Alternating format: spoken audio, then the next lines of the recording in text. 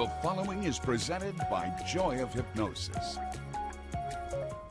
Hypnosis, also known as hypnotherapy, can be a really good method of reducing stress and anxiety. And here to tell us more about how it works and what hypnotherapists do is Colin Chapman. Thanks for joining us. Thank you for having me out today, Marquette. So let's start with the basics. Tell me, what does a hypnotherapist do?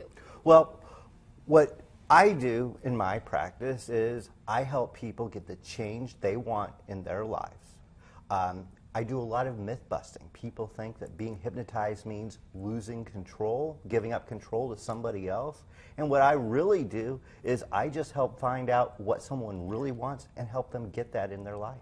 Okay, and is hypnotherapy different from being hypnotized? Or is a hypnotist and a hypnotherapist, are those two different things? Well, I actually most of the time refer to myself as a hypnotist, even though I'm a board-certified clinical hypnotherapist, just because, well, hypnotist is only 3 syllables and board-certified clinical hypnotherapist is a whole bunch more. Okay, well, it sounds impressive nonetheless.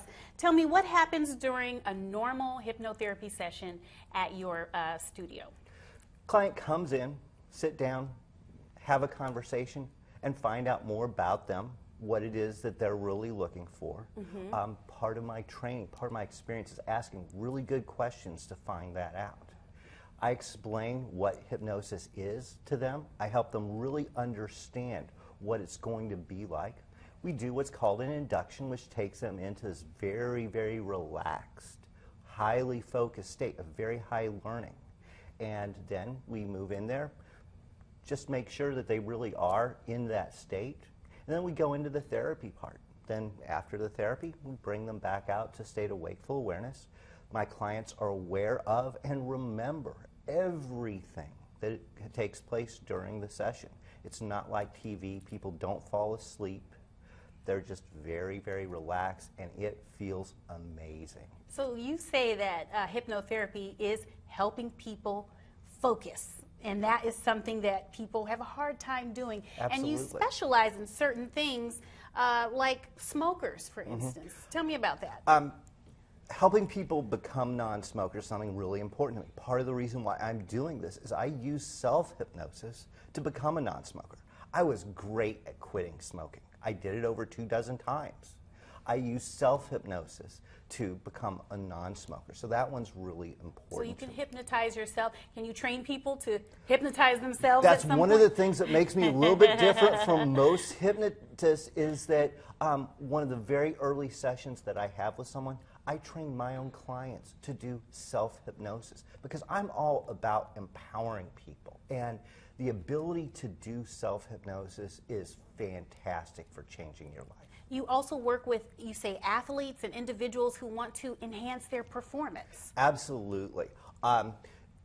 You can do some incredible things with that mind-body connection. And there are other ways you can use it too. Phil Jackson got all those championship rings. Every one of them he was doing hypnosis sessions with his teams. Okay. There are things we can do with distance runners to improve their endurance. Allowing an athlete to achieve confidence is super powerful. We also do performance hypnosis for people in business and sales, and